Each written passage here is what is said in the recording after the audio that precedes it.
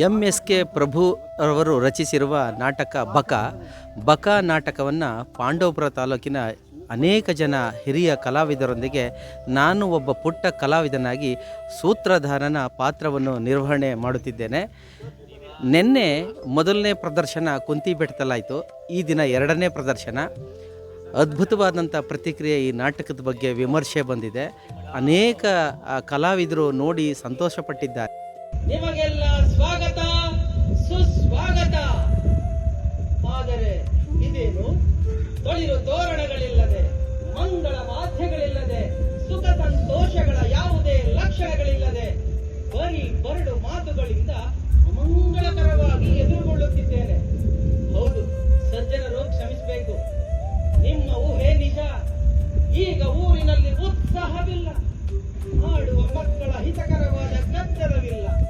ಮೊದಲಿಗೆ ಕುವೆಂಪು ಕಲಾ ಬಳಗಕ್ಕೆ ನಿಜವಾದ ಧನ್ಯವಾದಗಳನ್ನು ಹೇಳಲೇಬೇಕು. ಅವರೆಲ್ಲರೂ ಕೂಡ ಒಟ್ಟಾಗಿ ಸೇರಿ ಭಾಳ ಅದ್ಭುತವಾಗಿ ಒಂದು ನಾರಾಯಣ ಸ್ವಾಮಿಯವರ ಒಂದು ನೇತೃತ್ವದಲ್ಲಿ ಅವರ ಒಂದು ಡೈರೆಕ್ಷನ್ನಲ್ಲಿ ಬಹಳ ಅದ್ಭುತವಾಗಿ ಮಾಡ್ತಾ ಇದ್ದಾರೆ. ನಿಜಕ್ಕೂ ಅದ್ಭುತ ಕಲಾವಿದರನ್ನು ಹುಡುಕಿ ಎಲ್ಲರೂ ಕೂಡ ಹೊಸದಾಗಿ ಕೆಲವರೆಲ್ಲರನ್ನೂ ಯುವಕರುಗಳಿಗೆ ಕೆಲವರು ಬಹಳ ಅದ್ಭುತವಾಗಿ ಮಾಡ್ತಾ ಇದ್ದಾರೆ ಅನ್ನೋದನ್ನು ನಾವಿಲ್ಲಿ ನೋಡಿದ್ವಿ.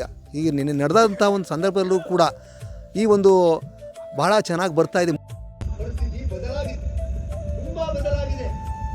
ಇಲ್ಲಿಯ ಜನ ಹತಾಶರಾಗಿದ್ದಾರೆ. ಬದುಕಿನಲ್ಲಿ ಅವರಿಗೆ ಯಾವುದೇ ಉತ್ಸಾಹವಿಲ್ಲ, ಕೆಲಸ ಕಾರ್ಯದಲ್ಲಿ ಆಸಕ್ತಿ ಇಲ್ಲ.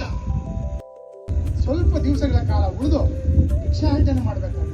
ಹಾಗಾಗಿ ನಾವು ಇಷ್ಟು ಜನ ತಂಗಲಿಕ್ಕೆ ಯಾವುದಾದ್ರೂ ಪುಣ್ಯಾತ್ಮರ ಮನೆಯ ಜಗಲಿಯನ್ನು ತೋರಿಸಿದ್ರೆ ತುಂಬಾ ಅನುಕೂಲ ಆಗುತ್ತೆ. ಸುಭಿಕ್ಷಾ ಇದ್ದೀರಾ? ತಾವು ಹಾದಿ ತಪ್ಪಿ ಇಲ್ಲಿಗೆ ಬಂದಿದ್ದೀರಾ ಎಂದರೆ ತಪ್ಪು ತಿಳಿಯಬಾರದು. ಹೌದೇ? ಹಾಗಾದ್ರೆ ನೀವು ಭಿಕ್ಷೆ ಬೇಡ ಬ್ರಾಹ್ಮಣರಲ್ಲ? ಯಾರಿಗೂ ಹೇಳಬೇಡಿ, ಬಿಟ್ಟಾಗಿಲ್ಲಿ. ಅಯ್ಯ ಬ್ರಾಹ್ಮಣ, ನಿನ್ನ ಮನೆ ಜಗಲಿ ಮೇಲೆ ನಮಗೆ ಜಾಗ ಕೊಟ್ಟು ತುಂಬಾ ಉಪಕಾರ ಮಾಡಿದ್ದೀರಿ. ಆದ್ರೆ ಅದಕ್ಕೆ ಬದಲಾಗಿ ನಾವು ಏನೂ ನಿಮಗೆ ಸಹಾಯ ಮಾಡಲು ಸಾಧ್ಯ ಇಲ್ಲ. ಈ ಬಕ ಎಂಬ ನಾಟಕದಲ್ಲಿ ನನಗೆ ಪಾತ್ರ ಮಾಡಲು ತುಂಬ ಖುಷಿಯಾಗುತ್ತೆ. ಏಕೆಂದರೆ ನಾನು ಮಹಾಭಾರತದ ಕಥೆಗಳನ್ನು ಕೇಳಿದ್ದೆ, ಆದರೆ ನಾನೇ ಆ ಮಹಾಭಾರತದ ಒಂದು ಪಾತ್ರವಾಗಿದ್ದೀನಿ ಅಂದಮೇಲೆ ನನಗೆ ತುಂಬ ಖುಷಿ ಆಗ್ತಾ ಇದೆ. ಮತ್ತು ಈ ತಂಡ ಕುವೆಂಪು ಕಲಾ ಸಂಘದ ತಂಡದ ಜೊತೆಗೆ ನನಗಿರೋಕ್ಕೆ ತುಂಬ ಖುಷಿ ಆಗುತ್ತೆ. ಯಾಕಂದರೆ ಪ್ರತಿಯೊಬ್ಬ ಕಲಾವಿದರು ನಮ್ಮ ಜೊತೆಗೆ ತುಂಬ ಪ್ರೀತಿಯಿಂದ ಮಾತಾಡ್ತಾರೆ, ಸ್ನೇಹ ಕೊಡ್ತಾರೆ, ಸಹಕಾರ ಕೊಡ್ತಾರೆ. ನಮ್ಮ ಈ ಕುವೆಂಪು ಕಲಾ ಸಂಘ ತುಂಬ ಚೆನ್ನಾಗಿ ಬೆಳಿಬೇಕು, ಇದರ ವಿಸ್ತಾರ ನಮ್ಮ ರಾಜ್ಯದಾದ್ಯಂತ ಹರಡಬೇಕು ಅನ್ನೋದೇ ನನ್ನ ಆಸೆ. ಮತ್ತು ಈ ಕುಂತಿ ಪಾತ್ರ ಮಾಡೋದಕ್ಕೆ ನನಗೆ ತುಂಬ ಖುಷಿ ಆಗ್ತಾ ಇದೆ. ಮತ್ತು ನನ್ನ ಸಹ ಕಲಾವಿದರು ಸಹ ನನಗೆ ಕೋಆಪ್ರೇಟ್ ಮಾಡ್ತಿದ್ದಾರೆ. ನಮ್ಮ ತಂಡ ತುಂಬ ಚೆನ್ನಾಗಿ ವರ್ಕ್ ಮಾಡ್ತಾ ಇದೆ. ಒಂದ್ ವೇಳೆ ನಾನೇ ಹೋಗ್ಬೇಡ ಅಂದ್ರೆ ನೀನು ಹೋಗಿದ್ವಿ ಆಗ್ತೀಯ. ಮೊದ್ಲೇ ಕಷ್ಟ, ಆಮೇಲೆ ಈಗ ಮಕ್ಕಳು ಹೆಂಗ್ ಸಾಕ್ತೀಯ? ಯಾರೇನು ಆಸೆ ಕೊಡ್ತಾರೆ? ನನಗೆ ಯಾರ ಆಶೆನೂ ಬೇಡ ಅಂದ್ರೆ ನೀವಿಲ್ಲದೆ ಬದುಕೋ ಶಕ್ತಿ ನಮಗಿಲ್ಲ. ಅದರಿಂದ ನಾನೇನೆ ನಿಮ್ಗೆ ಬದುಕಿಗೆ ಕೆಟ್ಟೋಗಿದೆ ಅಂತೀನಿ. ಒಂದ್ಸಲ ಏನಾದ್ರು ತಿಳ್ಕೋಬೇಕು, ನೀನು ಹೋಗೋ ಪ್ರಶ್ನೆನೇ ಇಲ್ಲ. ಈ ನಮ್ಮ ಕುವೆಂಪು ಕಲಾ ತಂಡದಿಂದ ಈ ನಿನ್ನೆ ಮತ್ತು ಇವತ್ತು 2 ದಿನವೂ ಕೂಡ ಬಕ ಎಂಬ ಈ ನಾಟಕ ಪ್ರದರ್ಶನಗೊಳ್ತಾ ಇದೆ. ನಿನ್ನೆನೂ ತುಂಬ ಅಭೂತಪೂರ್ವ ಯಶಸ್ಸು ಸಿಕ್ಕಿದೆ. ಬಹಳ ಖುಷಿ ಅನಿಸುತ್ತೆ. ಇಡೀ ನಮ್ಮ ತಾಲೂಕಿನಲ್ಲಿ ಎಲ್ಲರೂ ಕೂಡ ನಮ್ಮ ಕಲೆನ ಆಸ್ವಾದಿಸ್ತಾರೆ. ನಾನು ಬ್ರಾಹ್ಮಣರ ಮಗಳು. ನಾನು ಫಸ್ಟ್ ಟೈಮ್ ಈ ನಾಟಕ ಮಾಡ್ತಿರೋದು ನನಗೆ ತುಂಬ ಖುಷಿ ಆಗಿದೆ. 3ನೇ ತರಗತಿ ಮೊದಲನೇ ಟೈಮು ನಾಟಕ ಮಾಡ್ತಾನೆ. ಖುಷಿ ಆಯ್ತೈತೆ. ಎಲ್ಲರೂ ನನಗೆ ಫ್ರೆಂಡ್ಸ್ ಹಾಕೋರೆ. ನಾವು 4 ಜನ ಫ್ಯಾಮಿಲಿಯಲ್ಲೂ ನಾಟಕ ಮಾಡ್ತೇವೆ. ಖುಷಿ ಆಯ್ತೈತೆ. Thank you.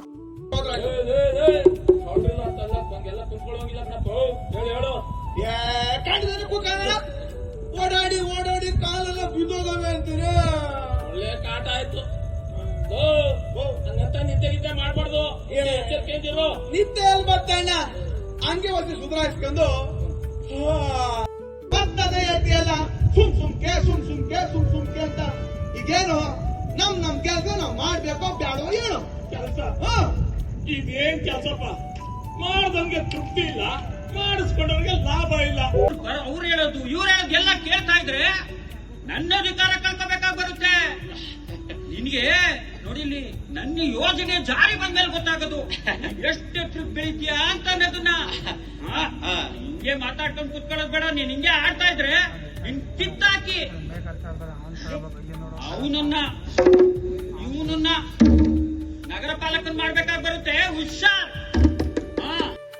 ತುಂಬ ಅಂತಂದರೆ ಹಾವಿನ ಮೇಲೆ ಕಾಲಿಟ್ಟಿರೋಂಥ ಸಂದರ್ಭ, ಜಾರ್ಗುಪ್ಪೆಯಲ್ಲಿ ಜಾರಿರೋ ಸಂದರ್ಭ ನನಗೆ ಡೈರೆಕ್ಟ್ ಹೇಳ್ಕೊಟ್ಟಾಗೆ ಒಂದು 8-10 ಸಲ ನಮ್ಮ ನಗರ ಪಾಲಕನ ಮೇಲೆ ನೆಗೆದು ಕೂತ್ಕೊಳ್ಳೋಂಥ ಒಂದು ಸೀನ್ ಇತ್ತು.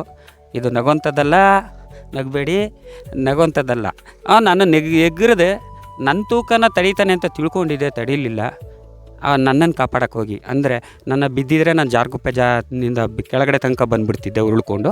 ನನ್ನ ಕಾಪಾಡೋಕ್ಕೆ ಅಂತ ಬಲಭಾಗದಲ್ಲಿ ನನ್ನ ಮೇಲೆ ಅವ್ರು ಬಿದ್ದರು, ನನಗೇಟಾಯಿತು ಅಂತ ಎಲ್ಲ ತಿಳ್ಕೊಂಡ್ರು.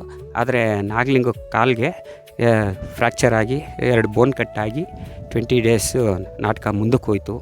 ಇದು ದೊಡ್ಡ ನೋವು. ಆದ್ರೂ ಆ ಕಲಾವಿದ ದೊಡ್ಡ ಕಲಾವಿದ ಆಗಿರೋದ್ರಿಂದ ಅದನ್ನೆಲ್ಲ ಏನು ಇದು ಮಾಡಿದೆ. ಕಾಲು ನೋವಿದ್ರೂ ಸಹ ನಾಟಕಕ್ಕೆ ಭಾಗವಹಿಸಿ ನಾಟಕದ ಯಶಸ್ಸಿಗೆ ಕಾರಣಕರ್ತರಾಗ್ತಿರೋದು ಅವರು. ಸ್ವರ್ಗ ಇದ್ರೆ ನಗರ ಪಾಲಕನ ಅಧಿಕಾರ. ಅಯ್ಯೋ ಅಲ್ಲ, ನನ್ನ ಕಾಲ್ ಚೆನ್ನಾಗಿದ್ದಿದ್ರೆ ನಾನೇ ಬಂದು ತೋರಿಸ್ತಿರ್ಲಿಲ್ವಾ? ಐಕಲ್ ತಿನ್ನೋ ಕೋಳಿಯ ಕಾಲ್ ಮುರಿದು ಬಿಟ್ಟುತ್ತೆ. ಹೋಗ್ ತೋರ್ಸು ಅಂದ್ರೆ ಏನಯ್ಯ ತೋರ್ಸಲೆ ನಾನು? ಕರ್ಕೊಂಡು ಹೋಗ್ರೋ ಏನಪ್ಪಾ. ಅವರು ಇದುವರೆಗೂ ನಾನು ಎಲ್ಲ ನಾಟಕಗಳಲ್ಲೂ ನಾಗಲಿಂಗೇಗೌಡರ ಜೊತೆ ಅಭಿನಯ ಮಾಡೇನೆ ನಾನು ಕ್ಲಿಕ್ ಅಂತ ಅನ್ನೋದು. ನನಗೆ ಅಭಿನಯಕ್ಕಿಂತ ಬೇರೆ ಆಸಕ್ತಿ, ನಾನು ನಾಟಕದಲ್ಲಿ ತೊಡಗಿಸ್ಕೊಳ್ಳೋಂಥ ಮ್ಯೂಸಿಕ್ ಆಗ್ಬೋದು, ಬೇರೆದರಲ್ಲಿ ತೊಡಗಿಸ್ಕೊಂಡಿದ್ದೆ. ಅಭಿನಯದಲ್ಲಿ ಪರಿತ್ಯಕ್ತದಲ್ಲಾಗಲಿ ಮತ್ತು ಜಲಗಾರದಲ್ಲಿ ಎಲ್ಲ ನಾಗಲಿಂಗೇಗೌಡರ ಜೊತೆ ಮಿಂಚಿದ್ದೆ. ಇದರಲ್ಲೂ ಒಂದು ಅವಕಾಶ ಸಿಕ್ಕಿದೆ. ರಾಜನ ಪಾತ್ರ ನನಗೆ ಖುಷಿ ಕೊಟ್ಟಿದೆ.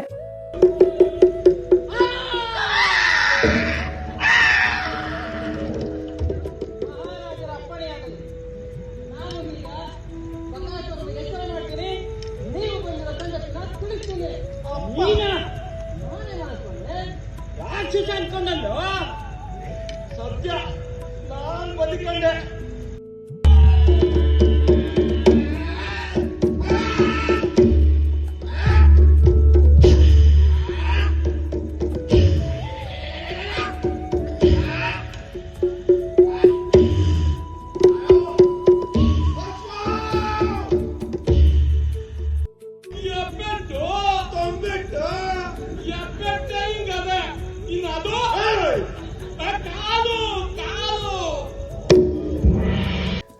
ಮೊದಲು ಒಂದು 4-5 ನಾಟಕ ಮಾಡಿದ್ದೀನಿ. ಇದು ಕುವೆಂಪು ಕಲಾ ಬಳಗದಿಂದ ಬಕ ಅನ್ನೋ ನಾಟಕ ಇಲ್ಲಿ ಕುಂತಿ ಬೆಟ್ಟದಲ್ಲಿ ಮಾಡ್ತಿದ್ದೀವಿ. ಇಷ್ಟು ದಿನ ಸ್ಟೇಜಲ್ಲಿ ಮಾಡಿದ್ದೆ. ಇದು ಫಸ್ಟ್ ಟೈಮು ಈ ಬೆಟ್ಟದ ಮೇಲೆ, ಸ್ಟೇಜ್ ಮೇಲೆ ಆದರೆ ಒಂದು ಲಿಮಿಟೆಡ್ ಸ್ಪೇಸ್ ಅಂತ ಇರ್ತಿತ್ತು. ಇಲ್ಲಿ ಬೆಟ್ಟದ ಮೇಲೆ ಒಂದು ಜಾಗದಿಂದ ಇನ್ನೊಂದು ಜಾಗಕ್ಕೆ ಟ್ರಾವೆಲ್ ಮಾಡೋದು ತುಂಬ ಟೈಮ್ ಇರುತ್ತೆ. ಆ ಥರ ಇರೋ ನಾಟಕ ಮಾಡ್ತಿದ್ದೀನಿ. ಈ ಕುವೆಂಪು ಕಲಾ ಬಳಗದವರು ನನಗೆ ಅವಕಾಶ ಕೊಟ್ಟಿದ್ದಕ್ಕೆ ಥ್ಯಾಂಕ್ ಯು.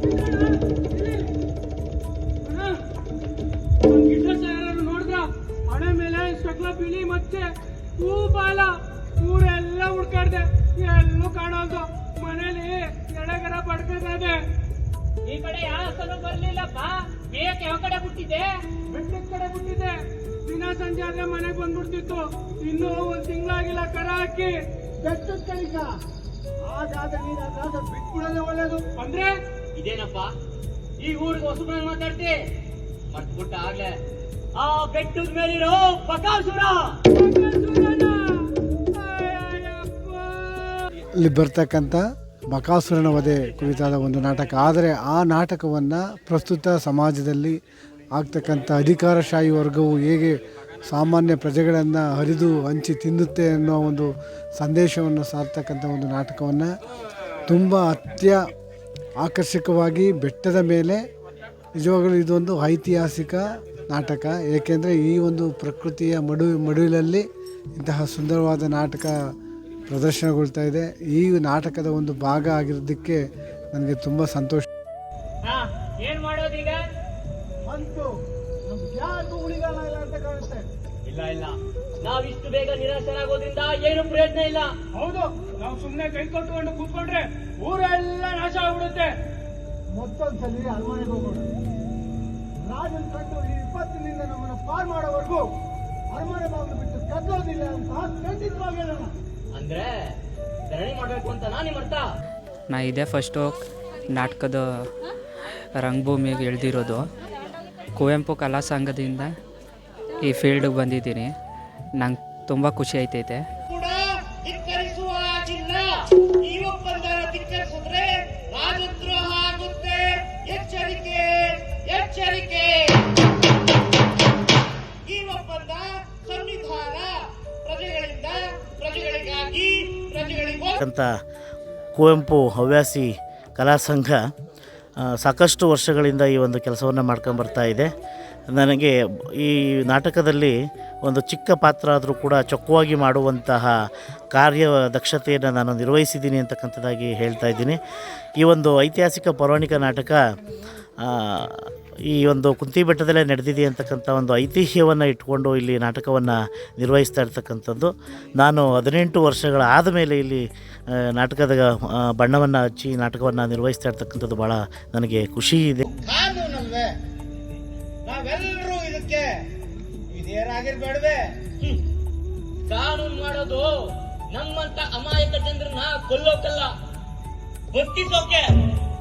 ಆದ್ರೆ ಇವರೆಲ್ಲ ಸೇರ್ಕೊಂಡು ಮಾಡೋರಲ್ಲಪ್ಪ. ನೀನ್ ಹೇಳೋ ಈ ಕಾನೂನು ಇದು ಕಾನೂನೇ ಅಲ್ಲ. ನನ್ನ ಪಾತ್ರ ಕ್ರಾಂತಿಕಾರಿ ಯುವಕ. ಊರಲ್ಲಿ ಎಲ್ಲರನ್ನೂ ದಂಗೆಪ್ಪಿಸುವಂತಹ ಒಂದು ಪಾತ್ರ. ಕೊಟ್ಟಿರೋ ಪಾತ್ರ ಕೊಟ್ಟಿರೋದಕ್ಕೆ ನಾನು ಎಷ್ಟಾಗುತ್ತೋ ಅಷ್ಟು ಗೌರವ ಸಲ್ಲಿಸಿದ್ದೀನಿ ಅಂತ ಅಂದ್ಕೊಂಡಿದ್ದೀನಿ. ಅದನ್ನು ಪ್ರೇಕ್ಷಕರು ನೋಡಿ ತಿಳಿಸ್ಬೇಕು. ಕೊಡಬೇಕಾಗಿಲ್ಲ ಅಂತ ಇಡೀ ಊರೇ ಒಗ್ಗಟ್ಟಾಗಿ ಇಂಥ ದುಷ್ಟ ಕಾನೂನಿಗೆ ಬಹಿಷ್ಕಾರ ಹಾಕೋ ಕಾಲ ಬಂದಿದೆ. ಇವನು ಇಲ್ಲಿ ಇದ್ರೆ ಊರ್ನ ಹಾಳು ಮಾಡ್ತಾನೆ. ಕೊಂದು ಕರ್ಕೊಂಡು ಹೊರಡಿ ಇವನ್ನ.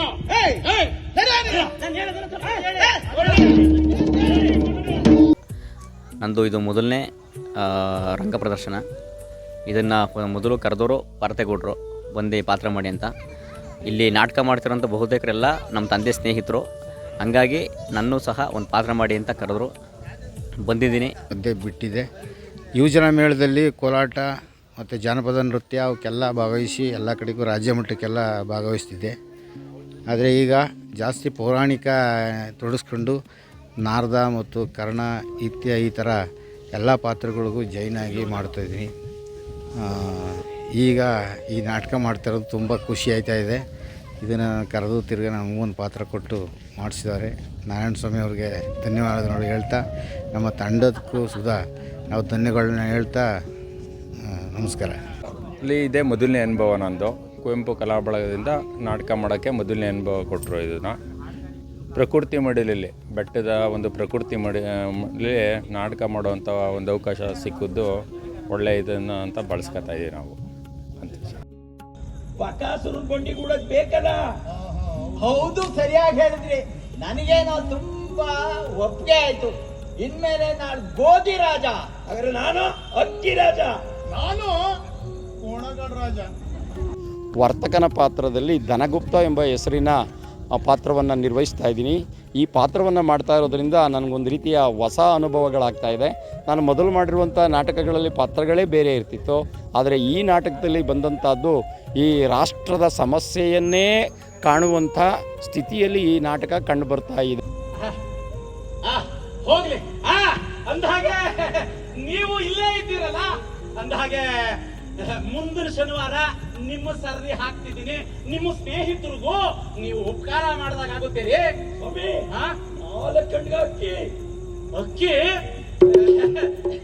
ಆಗಲ್ಲ ರೇ ಹಸನಾದ ಅಕ್ಕಿ ಆಯ್ತಲ್ಲ, ಈಗ ಕೊಡುವಂಗೂ ಇಲ್ಲ. ಈ ಬಕ ಎಂಬ ನಾಟಕದಲ್ಲಿ ವರ್ತಕನ ಪಾತ್ರ ಮಾಡ್ತಾ ಇದ್ದೀನಿ. ತುಂಬ ಖುಷಿಯಾಗುತ್ತೆ ನನಗೆ. ಯಾಕೆ ಅಂತ ಹೇಳಿದ್ರೆ, ವರ್ತಕ ಇಲ್ಲಿ ಲಾಭಕೋರತನವನ್ನು ಮಾಡ್ತಾನೆ. ಅವಕಾಶವನ್ನು ಬಳಸ್ಕೊಂಡು ತಾನು ಮುಂದುವರಿಯೋದಕ್ಕೆ ಪ್ರಯತ್ನ ಮಾಡ್ತಾನೆ ಹೊರತು ಬೇರೆ ಸಮಾಜದ ದೃಷ್ಟಿಯನ್ನು ನೋಡೋದಿಲ್ಲ. ತನಗೆ ಲಾಭ ಆಗಬೇಕು, ತಾನು ಹೆಚ್ಚು ಶ್ರೀಮಂತ ಆಗಬೇಕು, ತಾನು ಬದುಕಬೇಕು, ಆ ಥರ ಸ್ವಾರ್ಥ ಅಂತಕ್ಕಂಥದ್ದು ಆತನಿಗೆ ಬಂದುಬಿಡುತ್ತೆ. ಅಂತಹ ಒಂದು ಅವಕಾಶವಾದಿಯ ಒಂದು ಪಾತ್ರ ಇದು ಮಾಡಿದ್ದೀನಿ. ನಿಜವಾಗ್ಲೂ ತುಂಬ ಖುಷಿಯಾಗುತ್ತೆ, ನನಗೆ ಸಂತೋಷ ಆಗುತ್ತೆ. Thank you.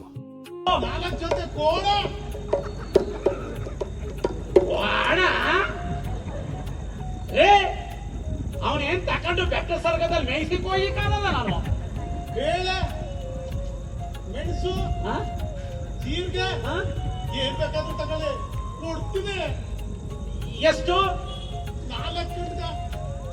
ಇಲ್ಲ ಕಥೆ ಆಯ್ತಾರೀಗ, ಕೊಡುವಂಗೂ ಇಲ್ಲ.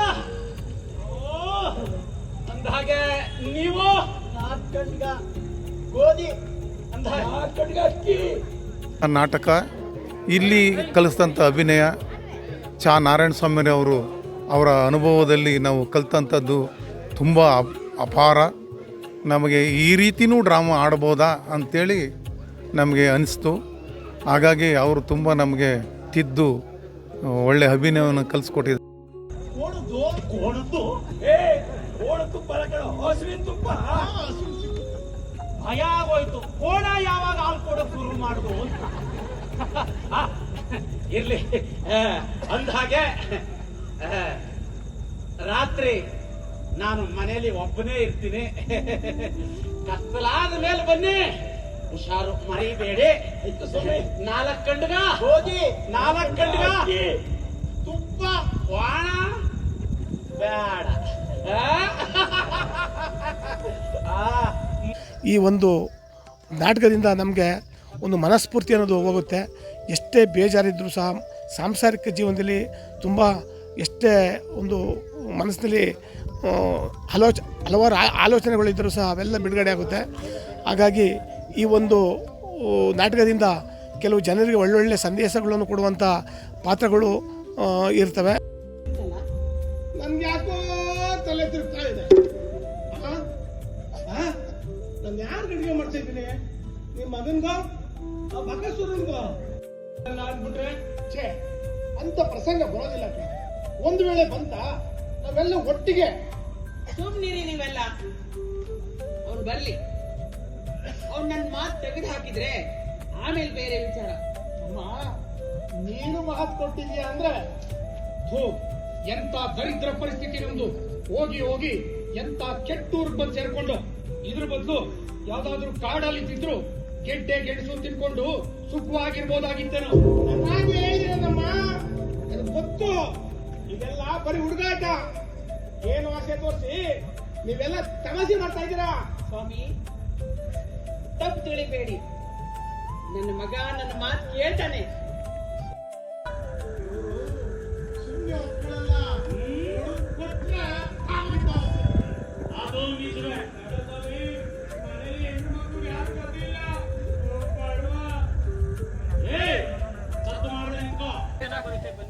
ನಾನೀಗಾಗಲೇ 7-8 ನಾಟಕಗಳಲ್ಲಿ ಮಾಡಿದ್ದೀನಿ. ಇದೊಳ್ಳೆ ಬೆಸ್ಟ್ ಎಕ್ಸ್ಪೀರಿಯೆನ್ಸು. ಬೆಟ್ಟದ ಮೇಲೆ ಮಾಡ್ತಿರೋದ್ರಿಂದ ನನಗೆ ಇದು ಬೆಸ್ಟ್ ಎಕ್ಸ್ಪೀರಿಯೆನ್ಸ್ ಅಂತಲೇ ಹೇಳ್ತೀನಿ.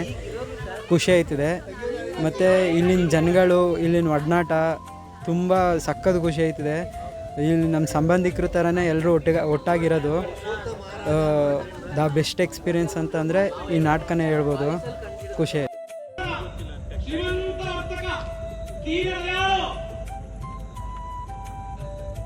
ನಮ್ಮ ಗುಪ್ತ ಜನರ ಸರದಿಯಲ್ಲಿ ಆಹಾರ ಜೊತೆಗೆ ಹೋಗತಕ್ಕದ್ದು ಅಲ್ಲದೆ ನಿನ್ನ ಸರದಿಯ ದಿವಸವು ಕಾನೂನಿನನ್ವಯ ಅದನ್ನು ನೀನೇ ನಡೆಸಿಕೊಂಡು ಹೋಗತಕ್ಕದ್ದು. ನಾನು ಮೊದಲ ಬಾರಿಗೆ ನಾಟಕದಲ್ಲಿ ಅಭಿನಯಿಸ್ತಾ ಇದ್ದೀನಿ. ನಾಟಕನ ನೋಡುವಂಥ ಅಭಿರುಚಿ ನನಗೆ ಸದಾ ಇರ್ತಿತ್ತು. ಆದರೆ ಅದರಲ್ಲಿ ಅಭಿನಯಿಸಬೇಕು ಅನ್ನೋ ಮನಸ್ಸು ಇಚ್ಛೆ ಯಾವುದೋ ಮನಸ್ಸಲ್ಲಿ ಒಂದು ಮೂಲೆಯಲ್ಲಿತ್ತು. ಬಟ್ ಅದು ಮೊದಲನೇ ಸಲ ಈಡೇರಿಸಿದೆ. ಸುಮಾರು 2 ತಿಂಗಳಿಂದ ಸತತವಾಗಿ ಪ್ರಯತ್ನ ಮಾಡಿ ನಾವು ಇದೇ ಮೊದಲನೇ ಬಾರಿಗೆ ಕುಂತಿ ಬೆಟ್ಟದ ತಪ್ಪಲಿನಲ್ಲಿ ನೈಸರ್ಗಿಕವಾಗಿ ಯಾವುದೇ ರಂಗ ಸಜ್ಜಿಕೆ ಏನೂ ಇಲ್ಲದಂತೆಯೇ ನಾವು ನಾಟಕವನ್ನು ಅಭಿನಯಿಸಿದ್ದೀವಿ. ನನ್ನ ಪಾತ್ರ ಅಧಿಕಾರಿ ಪಾತ್ರ. ಇಲ್ಲಿನ ಸಂಪ್ರದಾಯನೇ ಹೀಗೆ. ಈ ಊರಿನ ಪ್ರತಿಯೊಬ್ಬನು ಪ್ರಜೆಯು ರಾಕ್ಷಸನ ಬಾಯಿಗೆ ಆಹಾರ, ಒಂದು ಬಂಡಿ ಅನ್ನ, ಒಬ್ಬ ಮನುಷ್ಯ, ಒಂದ್ ಜೊತೆ ಕೋಣ ಹೋಗ್ಬೇಕು ಅಂತ ನಮ್ಮ ಮಹಾರಾಜರು ಆಜ್ಞೆ ಮಾಡಿದ್ದಾರೆ. ನಾನು ಈ ನಾಟಕದಲ್ಲಿ ಭೀಮನ್ ಕ್ಯಾರೆಕ್ಟರ್ ಮಾಡ್ತಾಯಿದ್ದೀನಿ. ಹಾಗೆ ನಾನು ನಟನದಲ್ಲಿ 1 ವರ್ಷ ಕೋರ್ಸ್ ಮಾಡಿ ಶ್ರೀರಂಗಪಟ್ಟಣ ಗಮ್ಯದಲ್ಲಿ ಸಕ್ರಿಯವಾಗಿ ತೊಡಗಿಸ್ಕೊಂಡಿದ್ದೆ ರಂಗಭೂಮಿಲಿ.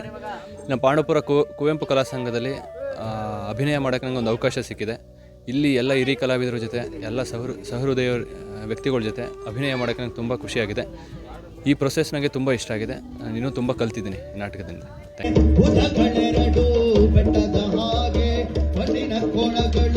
ಮೈಯೊಳಗೆ ಉಕ್ಕಿನ ನರಗಳು ಮೈಯೊಳಗೆ ಕಾದಾಡಲು ಕೈ ತುರಿಸುತ್ತಿದೆ ಬೆಸರವೆನ್ನನು ಸುಡುತ್ತಲಿದೆ ಕಾದಾಡಲು ಕೈ ತುರಿಸುತ್ತಿದೆ ಬೆಸರವೆನ್ನನು ಸುಡುತ್ತಲಿದೆ ಮಾಂಸದ ಖಂಡವು ಕಲ್ಲಾಗಿಹುದು ಯುದ್ಧದ ದಾಹವು ಹೆಚ್ಚಾಗಿಹುದು ಎದುರಾಳಿಯು ಎಲ್ಲಿಹನೋ ಕಣ್ಣಿಗೆ ಕಾಣದೆ ಕುಳಿತಿಹನೋ ಎದುರಾಳಿಯು ಎಲ್ಲಿಹನೋ ಕಣ್ಣಿಗೆ ಕಾಣದೆ ಕುಳಿತಿಹನೋ ಮಾಂಸ ಖಂಡಗಳೆಲ್ಲ ಕುಣಿಯಕ್ಕೆ ಶುರು ಮಾಡಿವೆ. ಪಾಪ ಇವತ್ತಿನ ಬಲಿನೂ ನೋಡಿದೆ. ಆಗ್ಲೇ ನಿರ್ಧಾರ ಮಾಡಿದ್ದೀನಿ, ಇನ್ನು ಈ ಊರಿನ ಜನ ನೆಮ್ಮದಿಯಿಂದ ಇರೋ ಮಾಡೋ ಜವಾಬ್ದಾರಿ ನಂದು. ಈಗ ನನ್ನ ಕೈಲಿ ನನ್ನ ಕಥೆ ಇದ್ದಿದ್ರೆ ಇನ್ನೊಮ್ಮೆ ಯೋಚನೆ ಮಾಡಿದ್ರೆ ಒಳ್ಳೇದಿತ್ತೇನೋ. ನಿಮಗೆಲ್ಲ ಯಾಕೆ ಇಷ್ಟೊಂದು ಅರಕು? ಅವನಿಗೆ ಇದೊಂದು ಆಟ ಅಷ್ಟೇ, ನೋಡ್ತಾ ಇರಿ. ಮಗ, ಈ ಕೆಲಸ ನಿನಗೆ ಕಷ್ಟ ಏನಲ್ಲ, ಬದಲಾಗಿ ಸಂತೋಷದಿಂದ ಮಾಡ್ತೀಯಾ ಅಂತ.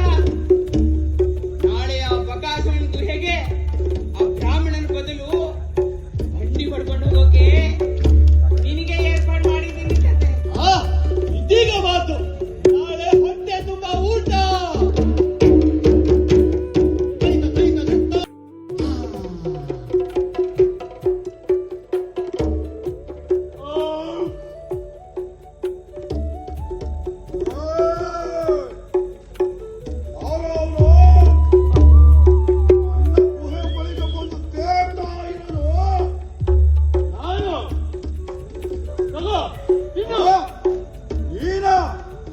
ಬಂಡಿ ಅನ್ನೆಲ್ಲ ತಿಂದ್ಬಿಟ್ಟು ಹಿರಿಯಳೆಯ ಮುಗಿಸಿ ಈಗ ಚಿಕ್ಕಡೆ ಬಂದಿದೀಯಾ?